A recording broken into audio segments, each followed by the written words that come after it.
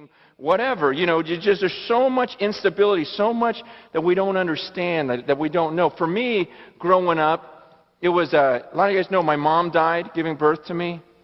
Then my dad remarried. Then my stepmom died in a car accident when I was 9. Then my dad got married again.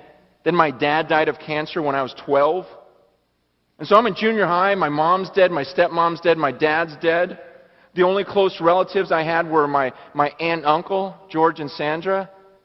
And then when I was in high school, they got in a fight. And my uncle George shot and killed my aunt. And then stuck the gun to his own head. Killed himself. So I'm 16 years old, and this is life to me, going, man, what's next? Everything seems to be falling apart, and we get a little worried, we get a little scared. And this is what Christians do. They try to serve God, but then things get a little rocky, and things get a little unstable. And so we go, okay, that was nuts. I don't want to live like that. Let me hold on. And this is your routine. This is what so many people do. They go, you know what? I'm not going to try anything crazy. I'm just going to sit here, and I'm just going to hold on. And this is what you look like. You just go, this is what people do. You know what? I'm just going to have my nice little family. We're just going to, we're just going to keep to ourselves. We're going to live in a gated community. I'm going to homeschool my kids, make them wear helmets everywhere. I'm going to, I'm not going to let them outside because sun has bad rays. I'm going to, just on and on and on, and you just live your life in the safety of, I don't want to do anything crazy for God. I just want to, go to church on Sundays and maybe give like 2%, and maybe help the nursery because I feel guilty. And then you do this your whole life, and then you go, your greatest prayer is like, God, you know what? I would love to die in my sleep and not even feel it, and then just go up to heaven.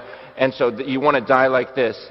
Just in your sleep, right in the middle of a dream, good dream, the dream you're going to heaven and you don't even feel it. And then suddenly you wake up, you stand before the judge and you go.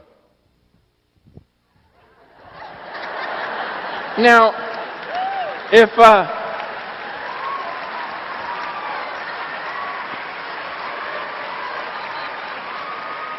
could you imagine watching the Olympics,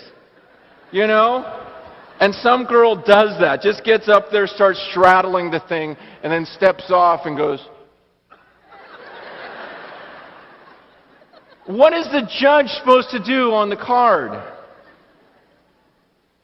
You see, and to me, I go, man, that's the routine that so many Christians are headed for. That's the routine, the boring, I do nothing crazy because I don't want to fall. That's the routine that they're going to live, and then one day it's going to be a shock because they're going to step off that balance beam and realize they're standing before the judge. They're standing before the judge, and you think he's going to look at that routine and go, wow, well done. Well done. You lived the safest life possible. You didn't slip, you didn't fall. See, that's not the life that God's called us to. That's where the majority will head. But I don't want to go where the majority goes.